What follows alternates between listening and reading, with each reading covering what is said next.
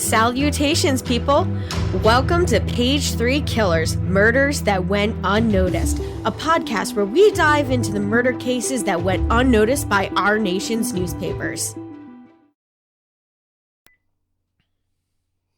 Hi, Shay. Hi, John. Hello, everyone. Hi, guys. Welcome back. Welcome to Page 3 Killers, Murders That Went Unnoticed, Season 2, Episode 5.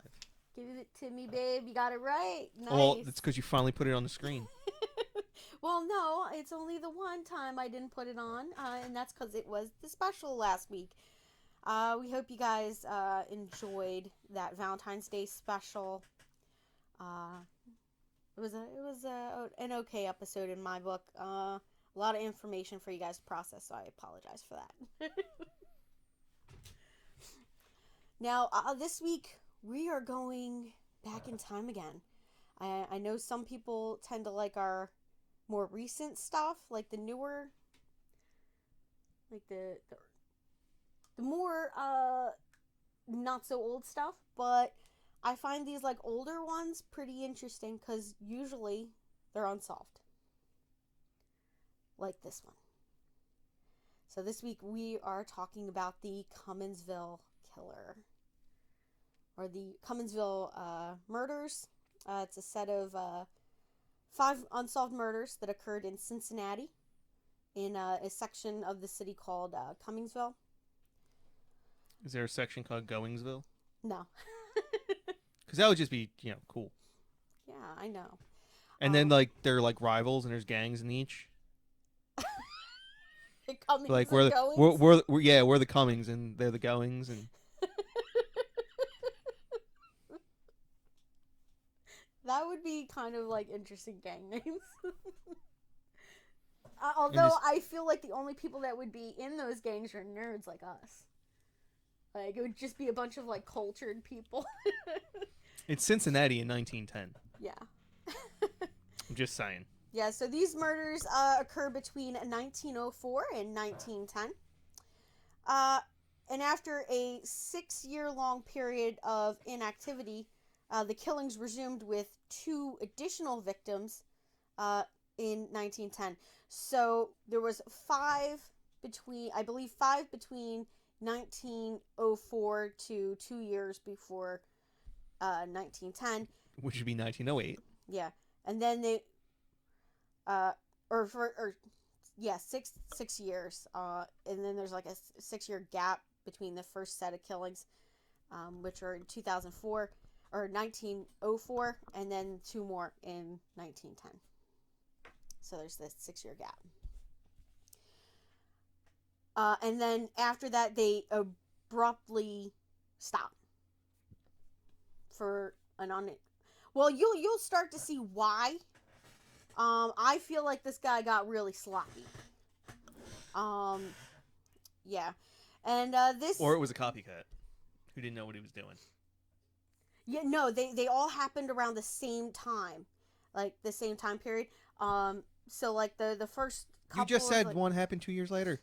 Yeah. But once we get into it, it's really interesting. All right, just calm down. I don't want to get too much. Don't tell me what to do. So other nicknames for this serial killer was the Cumminsville Ripper, the Cincinnati Jack the Ripper, the Slouch Hat Man, and the Man Gorilla. What's a slouch hat? A slouch hat, I actually looked this up. So, a slouch hat, you remember the movie Peter Pan? The cartoon? The hat that Smee wears in that is a slouch hat. Oh, okay, so it's like a beanie, except it's more of the emo beanie. Does that pom-pom on top? No pom-pom, but it's like that shape. It has sort of it's sort of triangular instead of rounded like a regular. So it's basically like cap. A Canadian beanie. Yeah. And yeah, so the back is a little bit longer than not the back, but it tape comes up more, and then it folds over, the top folds over. So like a Santa hat without the pom-pom. Yeah, sort of. And that's a slouch hat. So I did look that up. I thought that was kind of... Because I was like, what is a slouch hat? So I had to look it up. I wonder if that's where we get the word slouch from. Oh, Like, yeah, to like which slouch, came first? Like... Actually, thinking about it, it's probably called a slouch hat because it leans to the side. Yeah, so that's probably why they called it that, yeah. Makes sense. So, before we roll into our news topics, we just want to give a couple of shout outs to our patrons. Huge shout out to Chelsea Hargrett, Stacey Fragale, and Ralulk. Whoever that is. Thank you guys for your donations on Patreon. If you guys want to become a supporter of our podcast and help us produce more content, you can do a couple of things. You can donate on Patreon and become one of our prime suspects, or you can like, share, subscribe, and give us comments. We love to hear from you guys. You can reach us by email, Facebook, YouTube comments. You choose you. That's pretty much it because we're lazy and we don't really have that many social media. Yeah. You started TikTok. Yeah, I did. I put one video up, and then I haven't done anything since then. So maybe we should do some content, and just like, because it's like, what, 3 minutes is the max on TikTok? I have no idea. I don't watch TikTok. Well, you watch the shorts, which are not Facebook. TikTok. Yeah. So I don't know what TikTok does. I know what YouTube does. Yeah, YouTube posts some of their videos, so calm down. So, once again, thank you to our patrons on Patreon. We love you guys. Now we're going to roll into our news. And I feel like people want to hear more from John. So I don't believe you. You want to read us some of these news? Sure. African-American boxer Jack Johnson defeats white boxer James J. Jeffries. Which is really funny because I used to know a guy named Jeffrey James Johnson. In a heavyweight boxing match sparking race riots across the United States. And this is like the opposite of the race riots you think would be happening. This was angry white people. Yeah. Kind of racist, if you ask me. Oh, yes. Very, very much so racist. Yeah.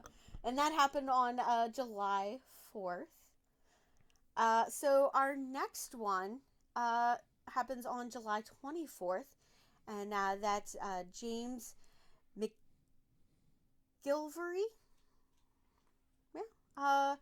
Publishes the first account of Paul Bunyan in the Detroit News.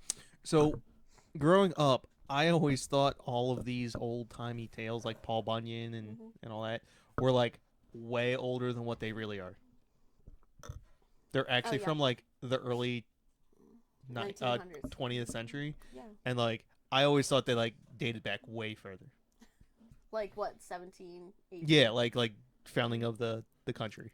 Yeah. Well, that would make sense. I mean, well, this is the first published account. So it was probably like an oral story that was told from further back. Or this guy James just made it up and then it became a thing. Yeah. So, I mean, that could also be true. So, who knows? And also, I never imagined like Detroit was the birthplace of Paul Bunyan. That's kind of weird. And then what was the other thing? One of the other tall tales is like based in like Vermont, and you're like, what? Which one? Can't remember. Well, I think it's Paul Bunyan. Well, Paul Bunyan, it was started in Detroit, but I'm pretty sure it was based in the Northeast. And you just, I don't know, in my head, being a modern person, like with like the whole United States, I always imagined it was like out in Montana, and not like in the North. Because I just think of the Northeast as like New York City, Boston, Philadelphia. And for our listeners, Paul Bunyan is the big lumberjack guy that had was it a blue buffalo? Blue ox named Babe. Blue ox named Babe, yeah. Yeah. And what was some of the other ones? Like there was the one, the guy that was... Oh. You have like Johnny Appleseed. Yeah, Johnny I Appleseed. think it's the Johnny Appleseed. You remember that movie, like, from the 90s that they did? and it was a kid. They're about to lose their farm to the railroad, and like they have like all these legendary people come together actually, I do and remember like that. save it.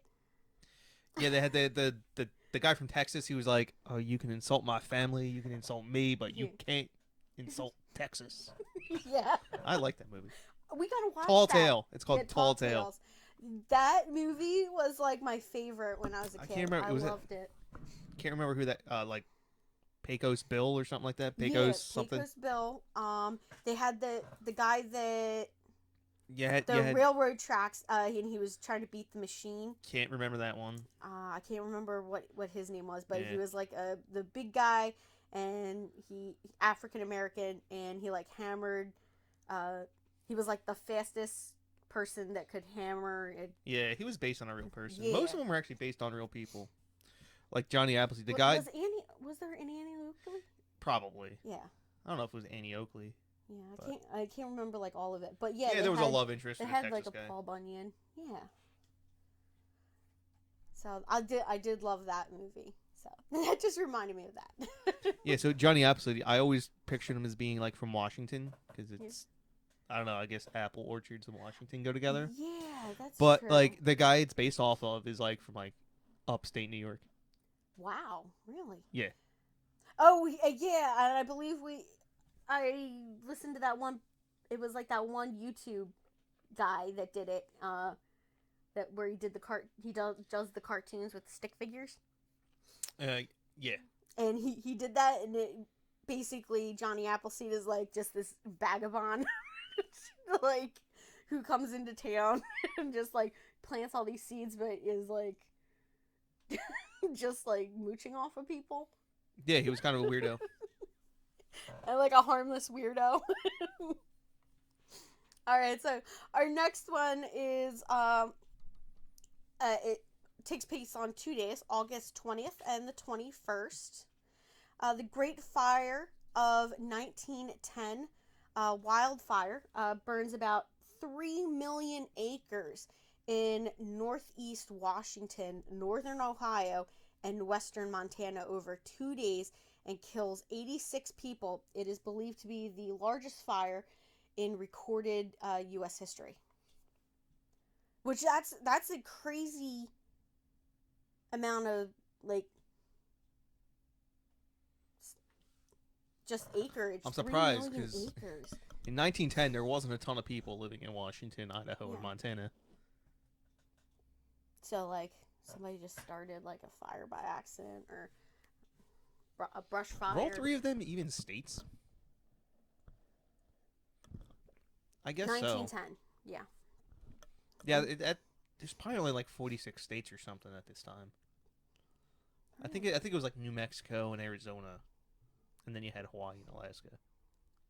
Yeah. So I think the Northwest was already settled. When did Alaska get added to the United States? Oh, I'm an idiot. 42? Wow.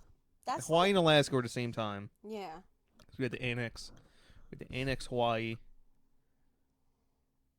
That's kind of interesting to realize that some of the states in the United States aren't even as old as the United States. Like a lot of people, by definition, almost none of them are older than the United States.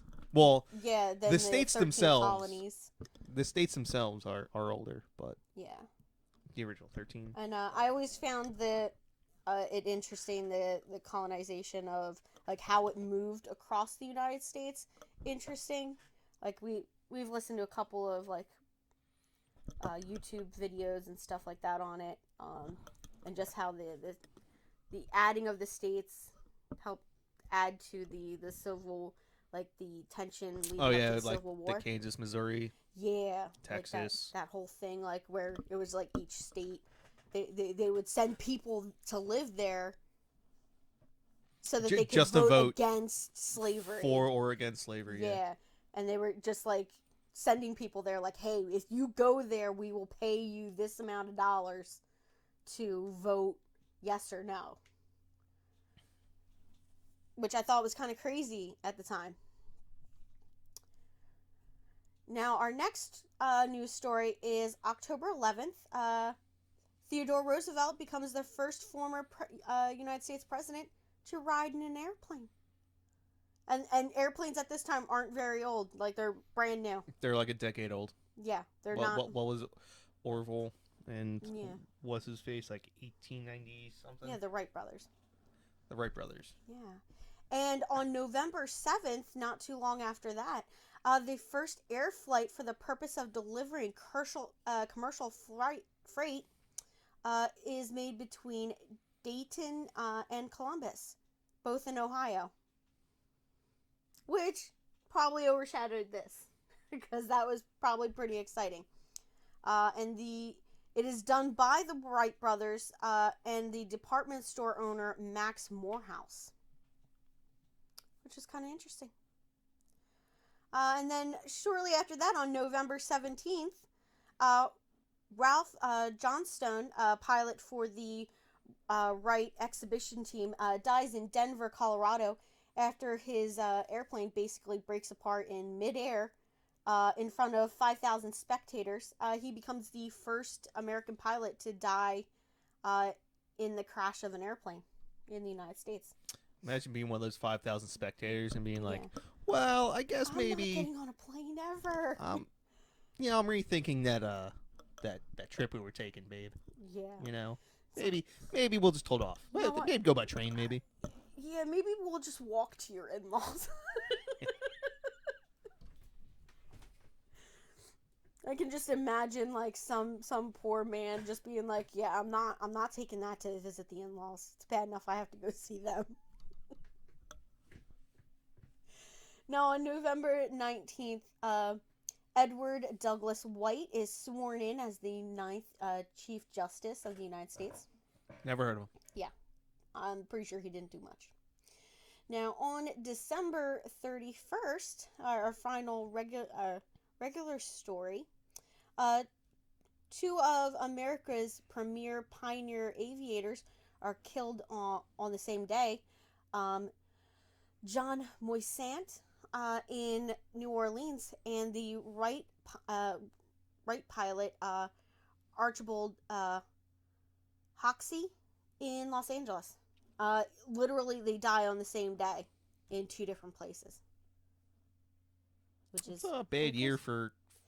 Yeah. Makes you wonder why airplanes persisted after 1910. Yeah, I mean...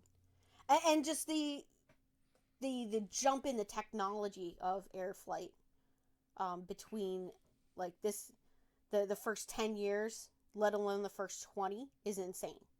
Because... You got to remember, we're about to go into World War I, right? Shortly after in 4 years, yeah. Yeah, and that's when planes start to really take off, so to speak. Yeah, I'm pretty sure they had cockpits at this time. Like, that was like the big innovation. Like, you weren't just sitting on a piece of wood. Yeah. Or like lying down. And then after World War I, you have another big jump in aviation right before World War II. Yeah, jets. And which is insane. To think that in such a short time period, the technology just jumps. Well, between the Wright brothers and World War II, you're talking 50 years. Yeah. Well, I mean... Think about 50 years of computing power. That's true. 1970? Yeah, considering we went from, like, no cell phones... Because I remember being a kid and having a landline, no cell phone. There's basically more memory in a single app on my phone than there was in, like, the world's most powerful computer in 1970. Oh, yeah. And that's insane, because you have a family member that worked on the... Early personal computers by IBM. Yeah. It was interesting hearing your Uncle Joe talk about that. That's so cool. All right, now for our seedy side. On July 22nd, a wireless telegraph sent from the SS Montrose results in the identification and later arrest of an execution of murderer Dr. Hawley Crippen, which I believe he gets captured in England and executed. which is amazing. Yeah, so this was like... I feel like you need to add a little bit more information on that one. On who Dr. Crippen is? Yeah, and what's the deal with this telegraph? Okay, so let's we can Google it. we're making up the script in real time. Yep, here you go. Here you guys go. I got Google up. I should probably share my screen. No. Because I think that sounds like a terrible idea. Yep, Harvey Crippen. Okay, so he's usually known as Dr. Crippen, was an American homeopath, ear and eye specialist, and medicine dispenser. He was hanged in Paigntonville Prison in London for the murder of his wife, Cora Henrietta Crippen. Crippen was one of the first criminals to be captured with the aid of wireless telegraph. Ooh.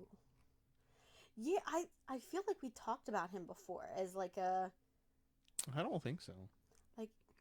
He should have been, killed for being a homeopath, but... Oh, man. So, Crippen's guilt, execution, trial, transatlantic arrest. Here we go. So, Crippen, and I guess... Oh, so it was sent, I guess, from the ship to shore saying, hey, we got you, boy. You should be there when we land? Or was it the other way around? They sent it from land to the shore going, hey, you got our boy. Yeah, okay. So, here we go.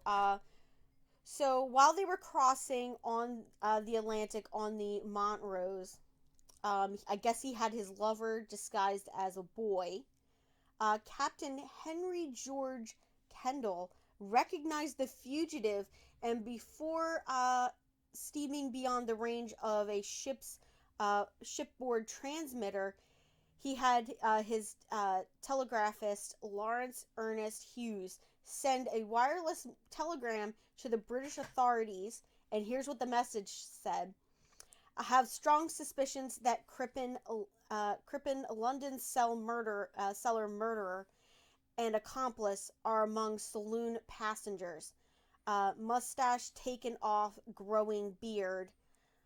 Accomplice dressed as boy. Manner and build, undoubtedly a girl. Had Crippen traveled third class, he probably would have escaped Kendall's notice. Ain't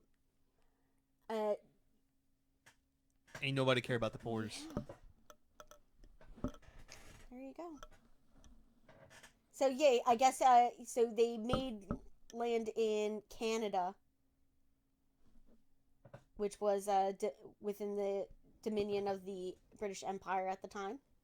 Crippen was an American citizen, sailed on the United States. Instead, if he had been recognized, he would have been taken extradition processes to bring him to trial. So the fact that he went to a British territory also assisted in his capture, because they would have still had the legal power to like jurisdiction. Yeah, the jurisdiction there. Yeah, so that's the interesting story of Mr. Crippen. Dr. Crippen. All right, so our next one is November 4th. Antonio Rodriguez is burned at the stake near Rock Springs, Texas, after being arrested a few days earlier for the murder of Miss Lem Henderson at her ranch. His murder incites race riots in both Texas and Mexico. Man, all the race riots going on in 1910. But the fact that he was like burned at the stake, that's insane. To imagine that was still going on. I'm pretty sure that wasn't illegal. Like, that wasn't the state burning him at the stake. Yeah. It was people's.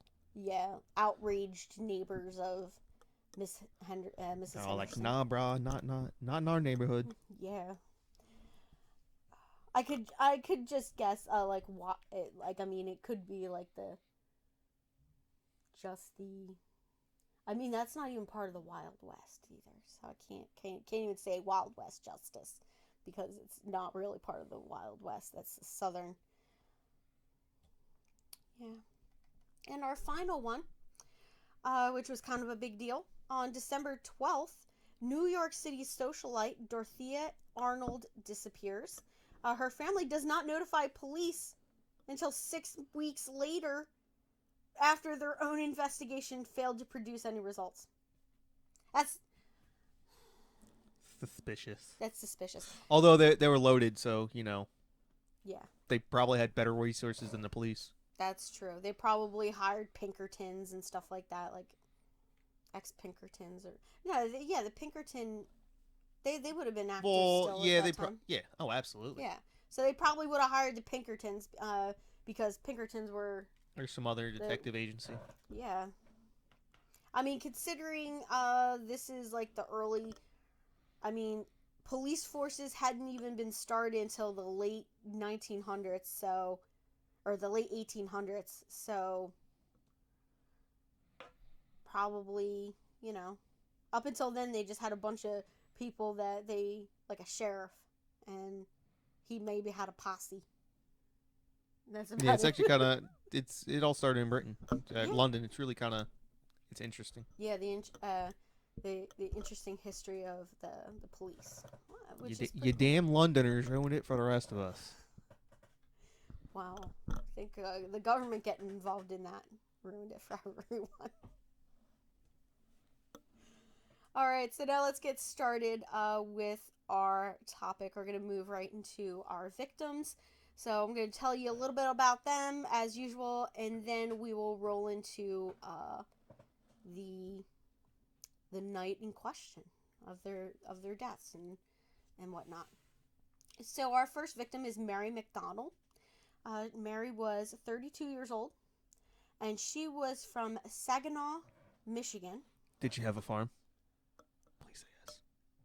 No. Damn. Well, I'm not. I. Because then her husband would be Old McDonald.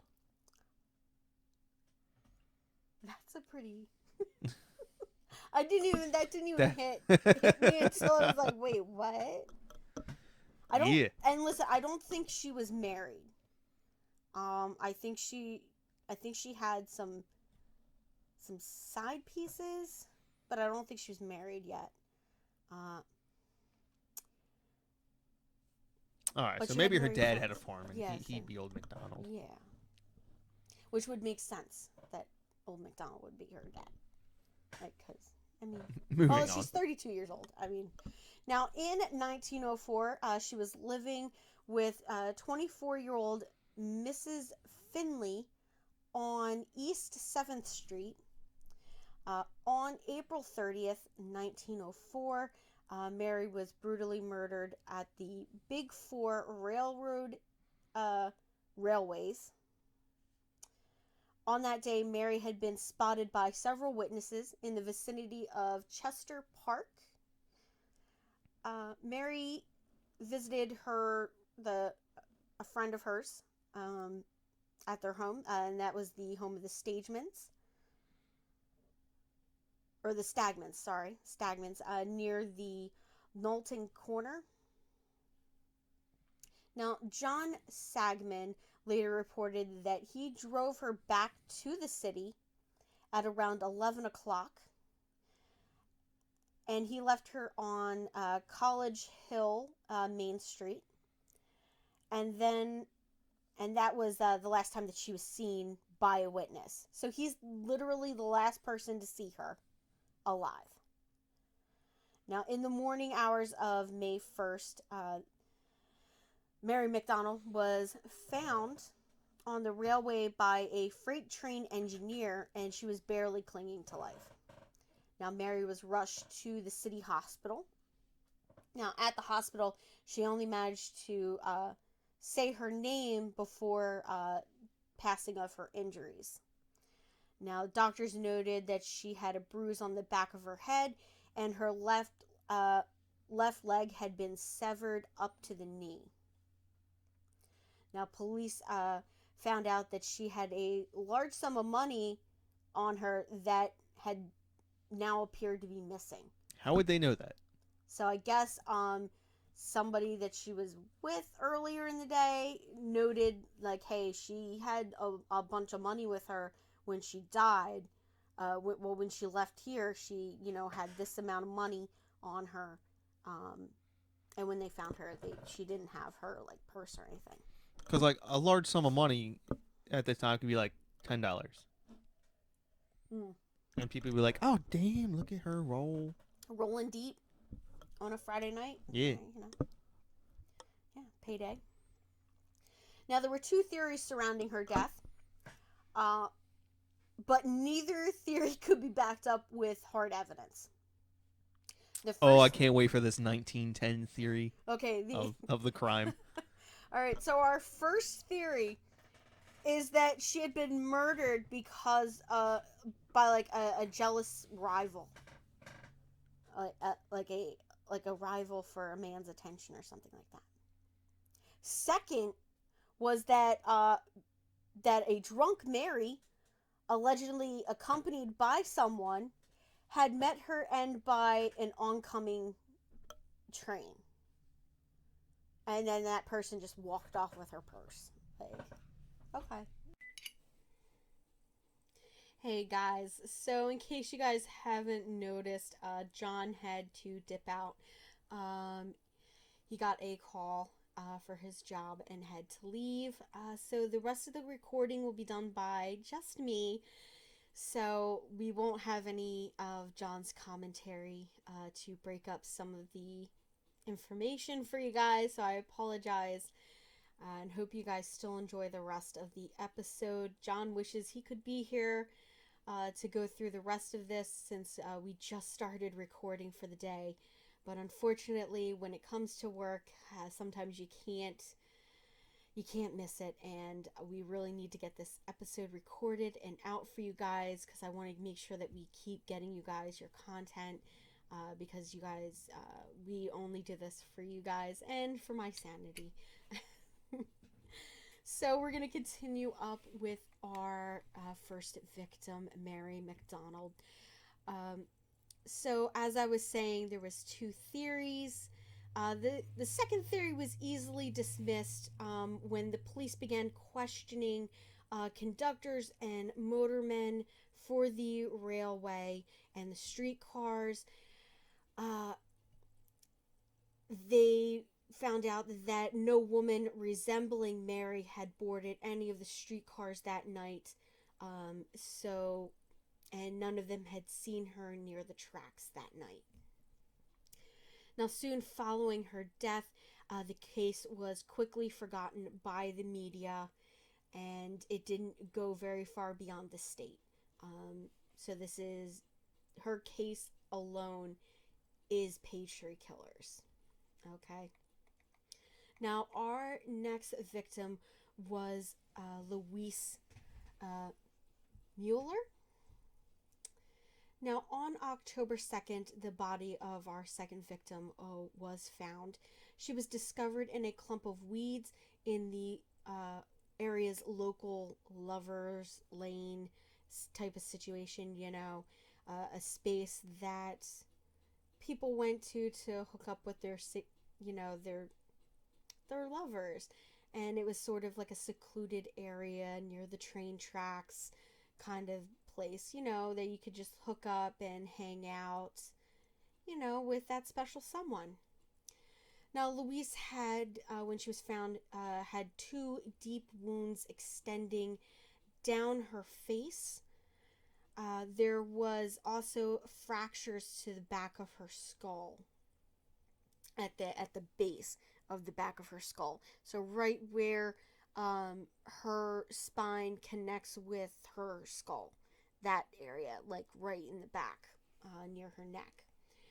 Now, Louisa had several partners / lovers that she kept, and she had no known enemies and was on good terms with all of her lovers. Now, according to witnesses, she had planned to visit one of her lovers named Frank Eastman. Now, she had been observed listening to a socialist speaker's speech near her home, a short distance from that lover's lane. Initially, it was thought that she had been struck by a train due to her injuries, but it was later changed to a possible homicide. Now, there were no strong suspects for the killing.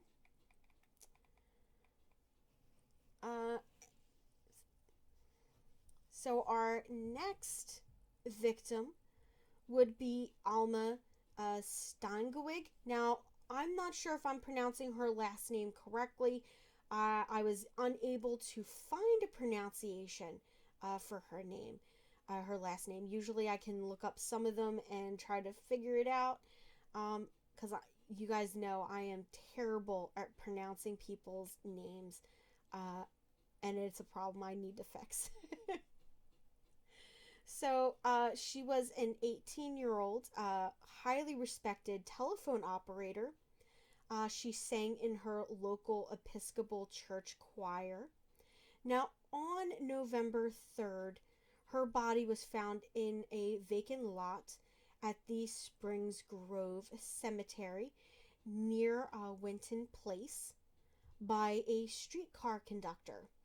Now, Alma's head had been bashed in with a club, when she was found with her eyes wide open, and several of her teeth were missing.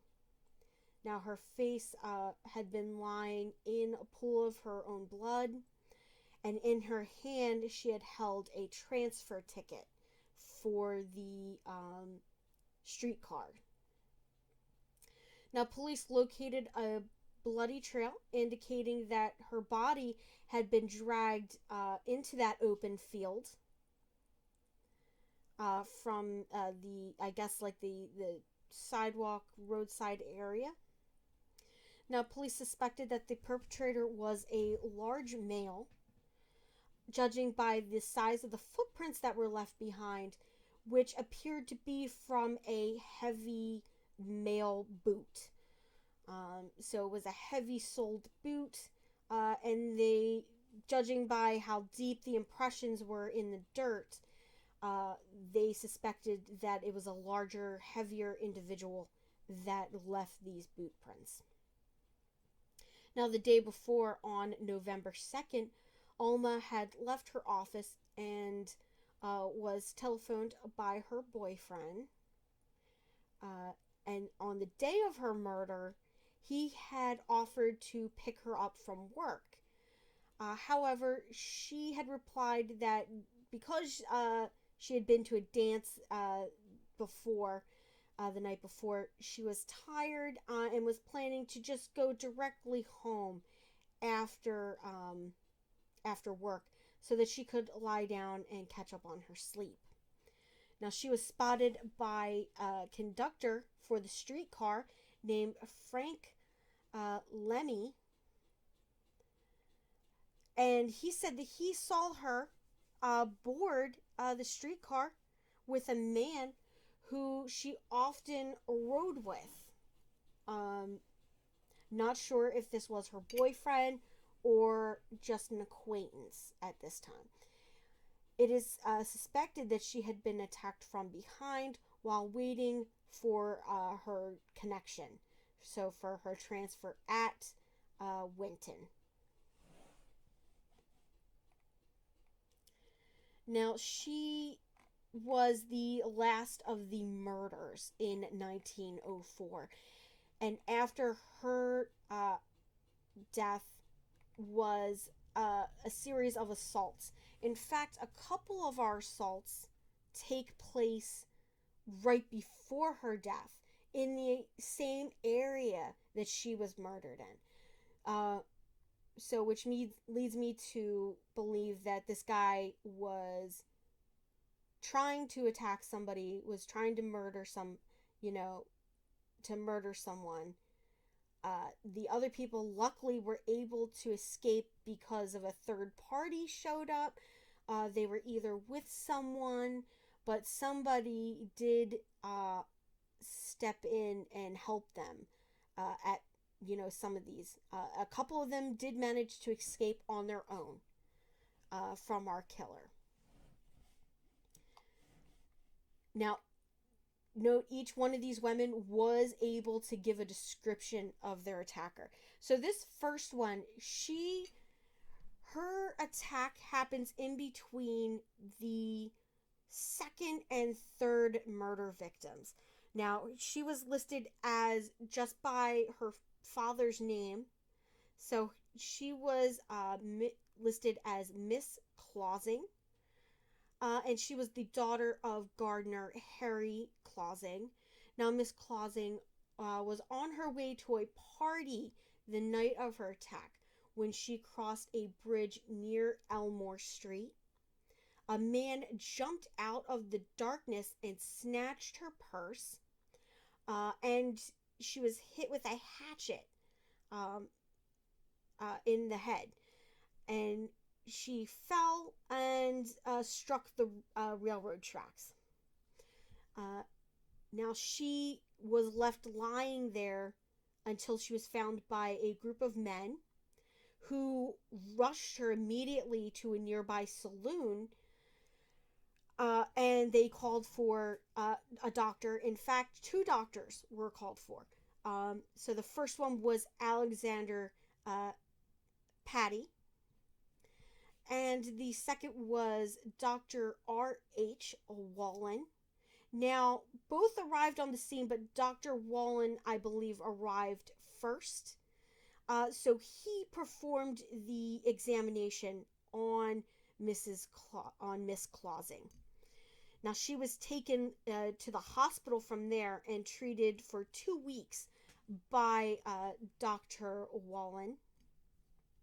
Now, at the time of her attack, her parents asked for it not to be disclosed. They asked the doctor not to report it to the police or anything, because they were afraid of backlash or something like that about women being out late at night, kind of thing. Now, her attack was not reported until after the death of the third victim, Alma Steingerwig. So they did not report that right away. Now, our next attack happens on November 6th, and it's a little different from the attacks that we've seen thus far. So our next victim was Mrs. Harry C. Wins. Now, on the evening of November 6th, Harry Weens went out to the pharmacy to buy some medicine, leaving his wife home alone. Now, it was approximately 11 p.m. when she heard a loud knock at the door. So she answered it, and it was a short, thickly built male who asked her for food. Now, she said she didn't have anything available, so she declined to give him anything. So he pretended to leave. Now, instead, he crept to the back door of her home and hid behind it. Now, a little while later, when she went out to her backyard, he seized her with a strong grip, from what she says. They struggled. She struggled hard and managed to let out a loud, piercing scream, which alerted her husband, who was on his way home after changing his mind about going to the pharmacy. So he had made it about halfway there, had changed his mind, and decided to head back home. Now, Harry dashed through his house to aid his wife when the assailant saw or heard him, which caused him to quickly flee, leaving Mrs. Weens, alive. Now, although Mr. Weens attempted to chase him down, shooting at him with his shotgun, the attacker managed to escape into the darkness. So this attack is very different from the other ones. We haven't seen anyone be attacked in their home. So usually he's attacking people near the railway, traveling to and from a specific place. So she is obviously a victim of circumstance because she is home alone and he probably saw her husband leave, and then decided, she's home alone. She might make a good victim. Turns out he was wrong, and lucky for her, her husband had a change of mind and decided to come home and was able to save her.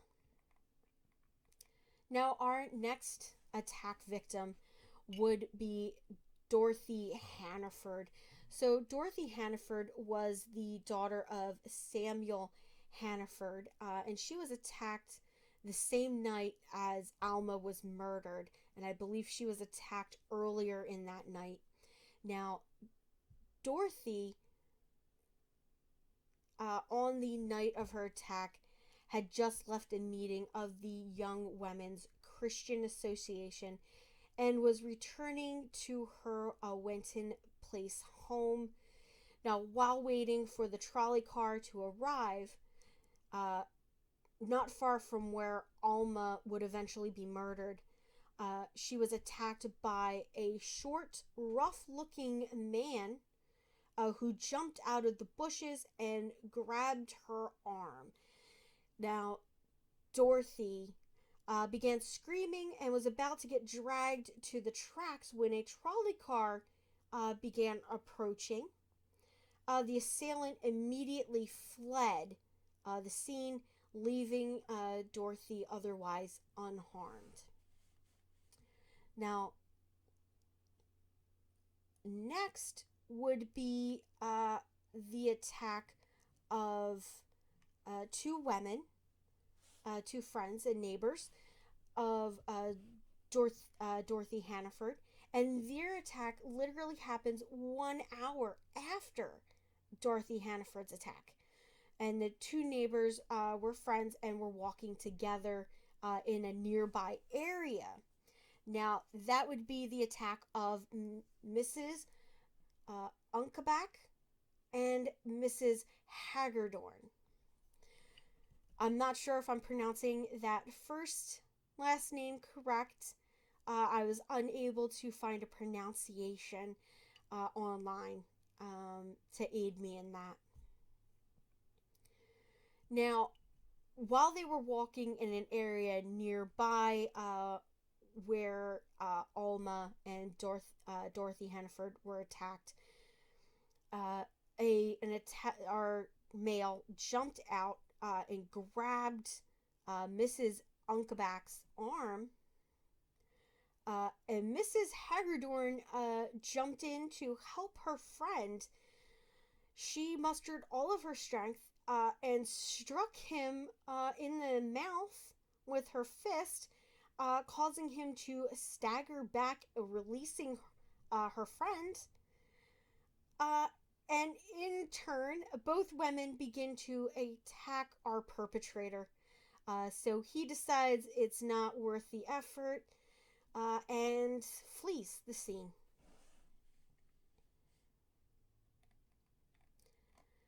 Now, our next attack happens 2 days prior to Mrs. Ween's attack on the 4th of November.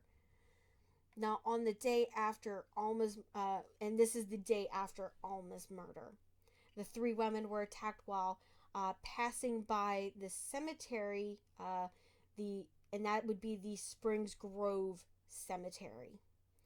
A man appeared out of the graveyard shadows and began hitting the girls. He was able to pin one of the girls to the ground. However, since he was outnumbered 3-1, and he could only deal with one person at a time, the other two would-be victims began to attack him by pulling his hair and digging their nails into his face, scratching him. And once they began aiming for his eyes, he quickly let go of his intended victim and fled. They said that he disappeared amongst the gravestones. Our next attack would be, I believe that same night on the 4th, would be the attack of Mrs. William Wirgel and her mother, Mrs. Robert Kelly. So they were out for a walk in the early evening, late evening. I believe it's around evening time. And they were walking through the woods at the back of the Spring Grove Cemetery. Now, the three women encountered this disheveled male, stocky male. The women screamed and rushed through a cornfield to get back to the streets, which was a little bit more populated than the wooded area they were walking in. The unknown man did go back into the woods at that point, without it actually physically attacking either female. Now, our next attack would be on November 17th, so we have a bit of a cooling off period in between these attacks. So we went from the 6th to the 17th with no reported sightings or attacks in that time period. Obviously, his face had been scratched up on the 6th by our three females who were attacked. So, obviously, there was a cooling off period. So, on November 17th, we have the attack of Miss Philip Gerbig, who was attacked twice near the location of Alma Steingerwig's murder. Now, to her luck, she managed to fight off the attacker both times and was able to run back to her house. So I guess she went out, he attacked her, she was able to get away, it looked like he was gone. She decided to go back out to go to the location she was going to be traveling to, and he attacked her a second time, and she was able to make it back into her home safely twice. And our final attack victim for 1904 would be Josephine Hewitt, and that happens several days after November 17th attack on November 22nd. Now, she was on her way back home late at night. Now, Josephine Hewitt encountered the same rough-looking male who emerged from the Spring Grove Cemetery, which seems to be, his base of operation. He seems to be working in that area. So, my feel is that he's probably like a vagabond, or a homeless person. A hobo, possibly, riding the rails, and he's in that area, staying currently, like, right in that cemetery, that wooded area, and just, attacking people at random, women out and about. Now, he jumps out, emerges from, apparently out of the darkness of the cemetery, grabs her throat, and but unfortunately for him, Josephine came very prepared. Now, after she punched him in the eye, she then pulls out her revolver. Now, the assailant quickly notices her raising up the weapon to defend herself, and he nopes the fuck out of there. And he just decides, nope, I'm not gonna mess with that. Now, Josephine, even as he's running away from her, proceeds to fire every chamber out of her revolver, every bullet out of the chamber of her gun, until it is empty. And not wanting to wait around to see if she actually hit him, she ran home as fast as she could, calling the detectives right away. So detectives show up. They begin investigating her attacker. They find no trace of the man in that area by the time they get there. So she is the last attack victim. All right. Now, according to all the women who survived the attacks, the Cumminsville Killer wore the said dark slouch hat / beanie and was short with a heavy build. Now, however, the victims were unsure when it came to race. Some claimed that he was white, while others thought that he was a black male or a darker skinned male. So really there was no determining what ethnicity he could have been or at all. So I guess, it's pretty dark out. It's kind of hard to tell. Now, on January 13th, the police receive a letter in which the writer claims to have witnessed Lloyd's murder and her killer. Police try to contact the author, who lists themselves as SDM by their initials, only to later learn that the claim was just a sick hoax, like a hoax or a joke being played by some person that had heard about the attacks. Now, after failing multiple attempts between his last victim and his last attack, our killer goes dormant for 6 years before restarting again in 1910. So our first murder in the 1910 murders would be Anne Lloyd. Now, Anne Lloyd was a 36-year-old secretary for the Wilbur Hanna Lumber Company.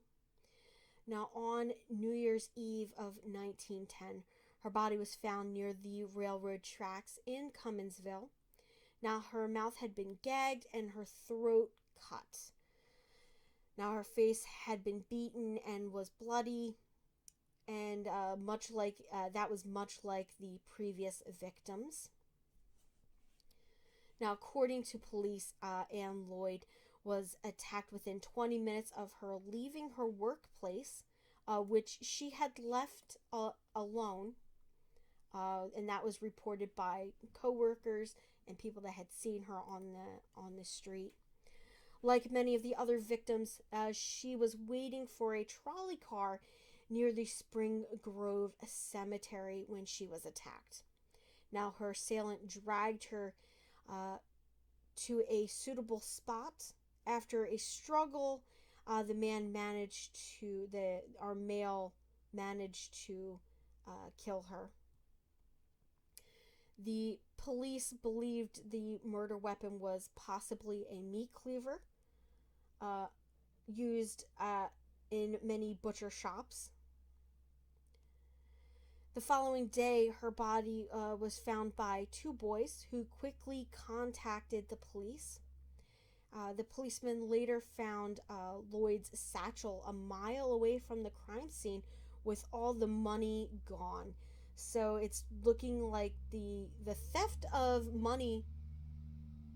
Oh my gosh, that was a very large truck pulling out of here. Oh my gosh, that sound. Just gonna give it a minute until that disappears. And there's another one. Where are all these big trucks coming from? A third one. That is weird, guys. I've never seen that many trucks come in and out of our little street. especially since there's only 2 entrances and exits out of our area. So that's kind of weird. There must be something preventing them from using the main road. They have to cut through. That's kind of crazy. So like I was saying, her money was missing out of her purse. Which is making it look like the theft is the motive and the murders just sort of happen out of happenstance of his violent attack on the women to get their belongings. So far, there was no sexual assault that I found, but I'm not sure if at the time they would have reported it. I mean, back then, nowadays, you wouldn't use somebody's name in reference to a sexual assault, because we do have protections for people who've been assaulted in that way. So you wouldn't use their name just out of, courtesy nowadays. But back then, I doubt that they would report a sexual assault in the newspaper. It probably was not referenced at all. So it is hard to tell if there was any sexual assaults as a motive for these attacks, or if the theft was 100% the reason for the attacks. Now, Emma Lloyd, her mother, was reported to be very ill from the ordeal, while her husband, Edward Tagu,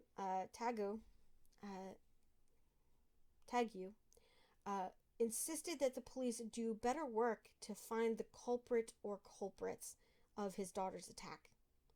Now, the tension around the murders got so high that for some time authorities believed that there would be a race war due to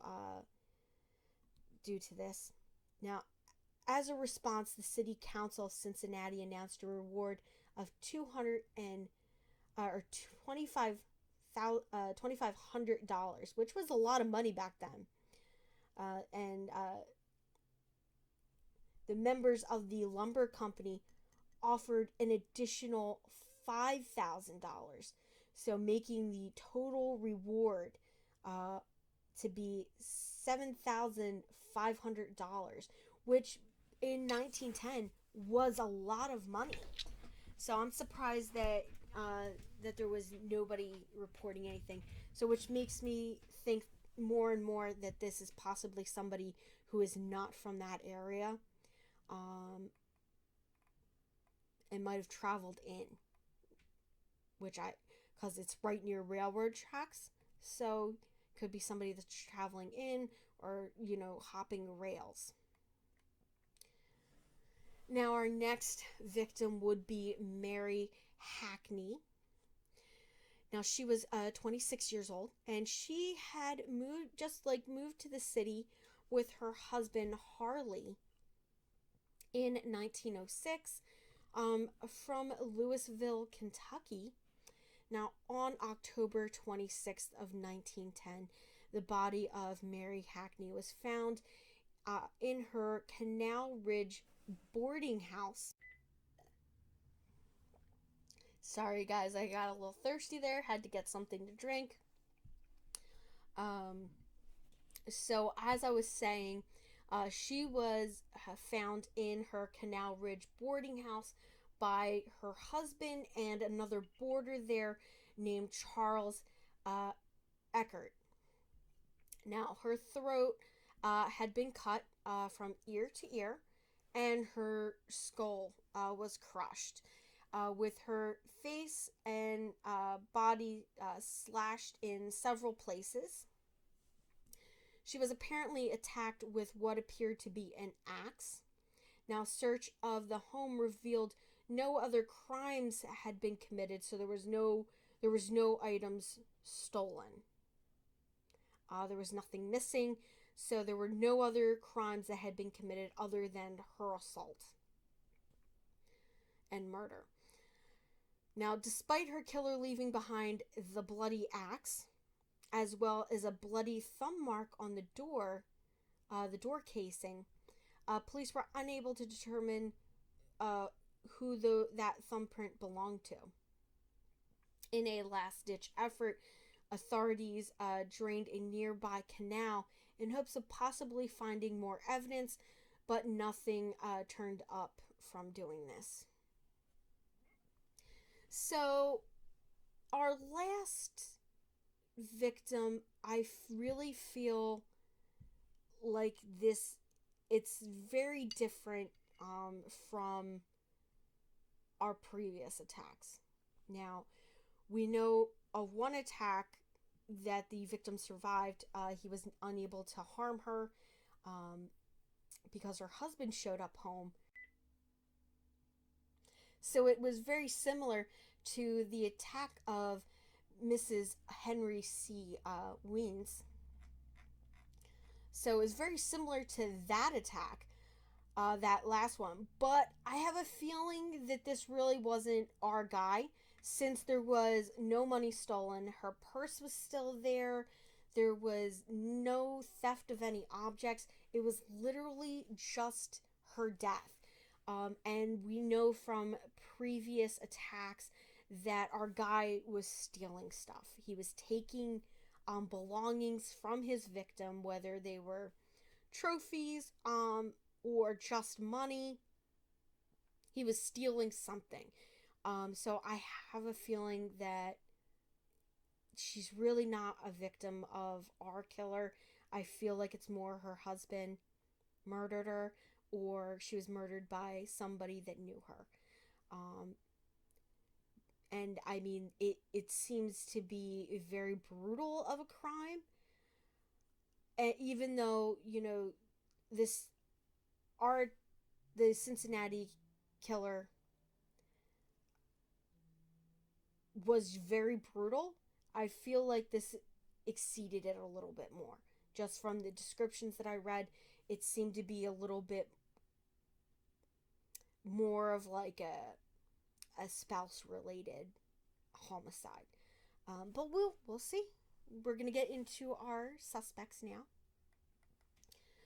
So, of course, our first set of suspects are Henry Cook, George Lewis, and James Field. Now, Henry Cook was a 34-year-old butcher by profession. He was the prime suspect in Lloyd's death. Oh, and it appears that John is just about to walk in. Hey guys, so John is back for our suspects. I'm sure everybody missed you. I wish all my service calls were that easy. Yeah, I gave them I just said you got called out for work, and sometimes work is more important. But we wanted to get this out, so I kept recording. So our first set of suspects is Henry Cook, George Lewis, and James Field, as I was just saying. So I was telling them that Henry Cook was a 34-year-old butcher by profession, and he was the prime suspect in Lloyd's murder. As two girls, one of them being 14 years old, Tilly Cribbs, identified him as one of the men whom she had seen leaving the crime scene on the day of at the time of the murder. Soon after his arrest, Cook was taken before a magistrate, and his bond was set at $1,000, which was a lot of money back then. No newspapers reported the present oh my gosh. So basically the newspaper didn't report anything on the outcome of that. It's like $30,000. Just looked it up. Damn, that's a lot of money back then. $1,000. Yeah, so the newspaper didn't report anything after that. But it most likely was that Cook was released due to lack of evidence. Now, George Lewis, he was a 21-year-old male, and he was a Marine fireman. Now, he was a native of Cleveland. Lewis was arrested in Wyoming, Ohio. Which one? Wyoming or Ohio?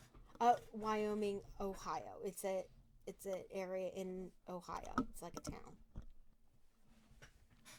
Yeah. Now, It's like saying New Jersey, Pennsylvania. Why is there no New Jersey, Pennsylvania? Imagine living in a town, West Virginia, Virginia. North Dakota, South Dakota. Yeah. That would be kind of funny. I mean, they're not right. Ohio and Wyoming are right next to each other. Yeah. So it's like... Yeah. Now, at his arrest, he was reportedly pretty vague about his whereabouts during Lloyd's murder. However, he was later released as authorities from Hamilton confirmed that he had been in prison at the time of the killing. So he was released, without charge. Now, James Fields, he was 21 years old, and he was the only African-American man arrested as a suspect for that murder. Now, James Fields had been with Henry Cook, he was held in jail with Henry Cook for some time. It is unclear what exactly happened to him, but seemingly as police began suspecting that a white man had committed the murders, he was most likely released from prison.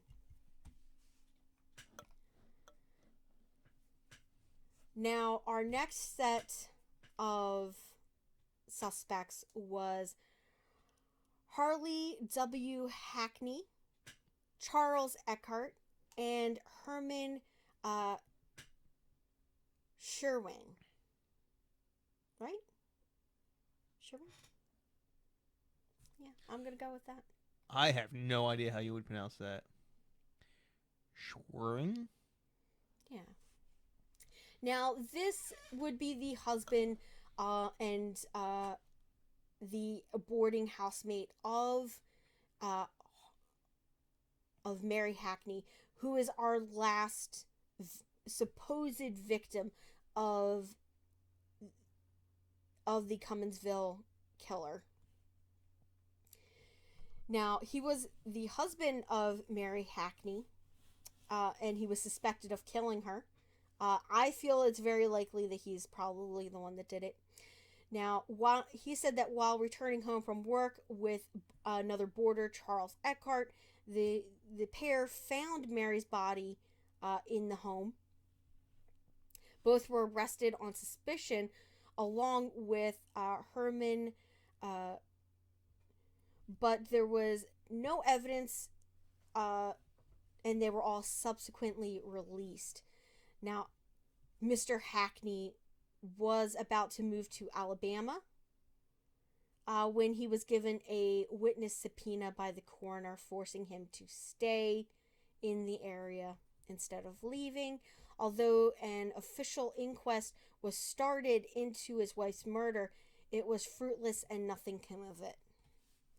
Now, Charles Eckhart, he was a young boarder at the Hackney's boarding house.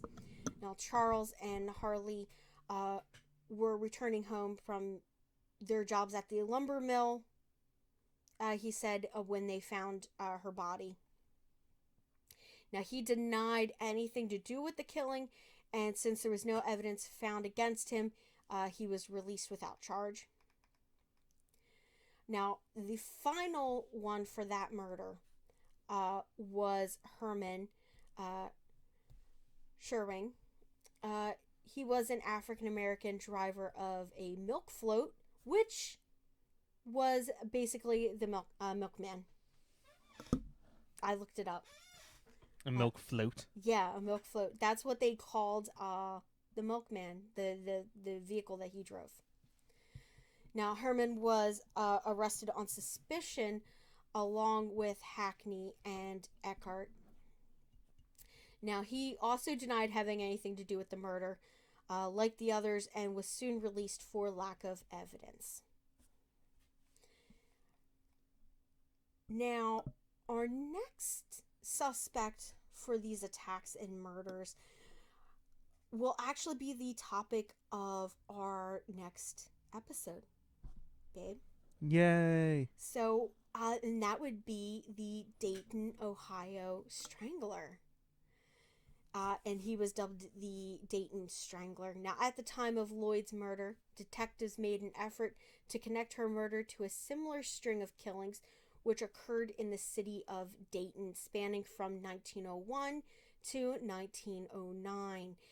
This was a series of 5 murders, all of them women. The manner was similar to the Cumminsville Murders. In fact, the killer was also went unapprehended. Some investigators believe that 2 sets of murders were committed by the same person. Now, although a mentally unstable vendor, who we will discuss in the next episode, was arrested, the murders basically went unsolved. So he was a suspect in this. Now, there was an unnamed African-American male who was suspected of the murders. No name was given for this guy. And this was several days after Lloyd's murder. A crazed black man brandishing a bloody knife and shrieking appeared at the door of David Telferero's home in Ford, Kentucky. The man screamed out that he had killed Annie Lloyd and then ran off in the direction of Richmond. Now, frightened Telferero phoned the authorities, and a Sheriff Reed and a posse of men organized to hunt this man down with a pack of bloodhounds. Unfortunately, it is unclear what happened after that. There was no mention of it anywhere else other than the short article that I found. I was skeptical. So am I. I'm very skeptical that this happened. Were there phones in 1910? I guess so. Because she phoned the authorities. Which megaphoned it?